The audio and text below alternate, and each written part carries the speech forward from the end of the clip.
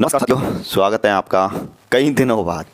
EMRS के जो candidates थे उनकी अभी भी कई समस्याएं हैं।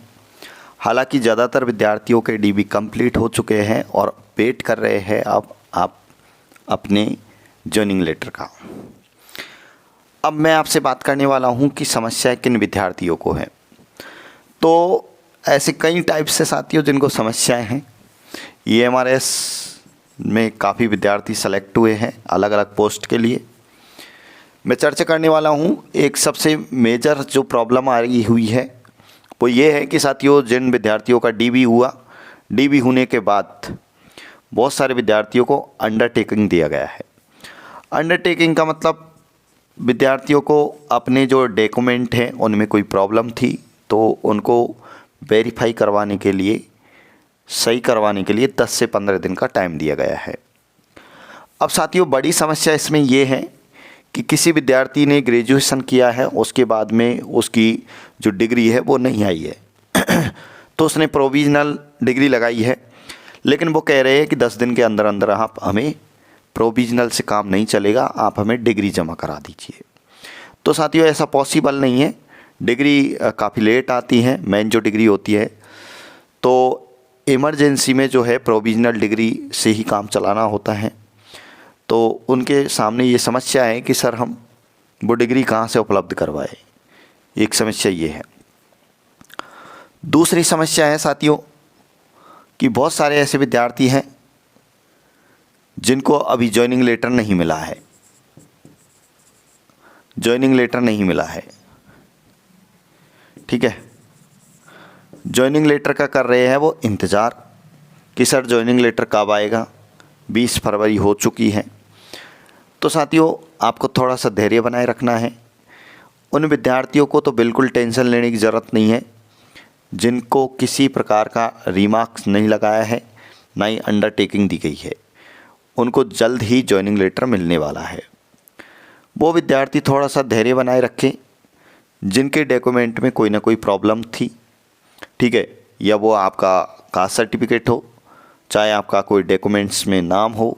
हालांकि नाम में मिस्टेक के लिए उन्होंने आपको, मैंने कई बार बताया था कि 50 रुपये का स्टाम्प स्वीकार किया है, उससे काम चल गया। किसी विद्यार्थी को कोई दिक्कत ही नहीं आई है।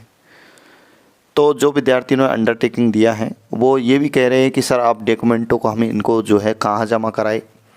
तो ऐसे कई सवाल थे। आपके भी और भी सवाल हो सकते हैं, उन सवालों को आप हमारे पास दे सकते हैं।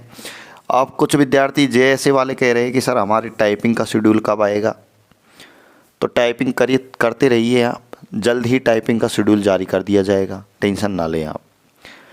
बहुत सारे विद्यार्थी ऐसे भी थे, कुछ ऐसे विद्यार्थी थे जो कि NOC को लेकर थोड़े से परेशान हैं। ऐसे कुछ विद्यार्थी भी मैसेज कर रहे हैं कि सर हमें NOC के लिए भी बोला गया था। तो ऐसे कई अभी भी विद्यार्थी हैं जो अपनी समस्याओं से जूझ रहे हैं।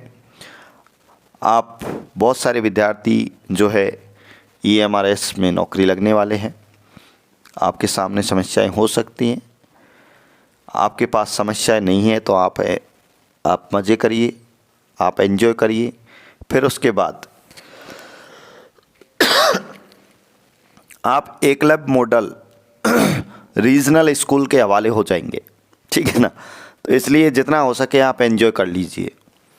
फिर आपको इन आवासीय विद्यालयों में ही रहना पड़ेगा, ठीक है ना। तो इसलिए आप सेलेक्टेड विद्यार्थी है, आपको जो है घबराना नहीं चाहिए। आपको किसी प्रकार से हताश नहीं होना चाहिए। आपको DB में भी कोई दिक्कत नहीं आई होगी। हालांकि DB से पहले तो आपने झड़ी लगा दी थी समस्याओं की। जैसे कि छोटे बच्चे गलती नहीं करते, उससे ज़्यादा गलतियां आपके डॉक्यूमेंटों में देखी गई थी।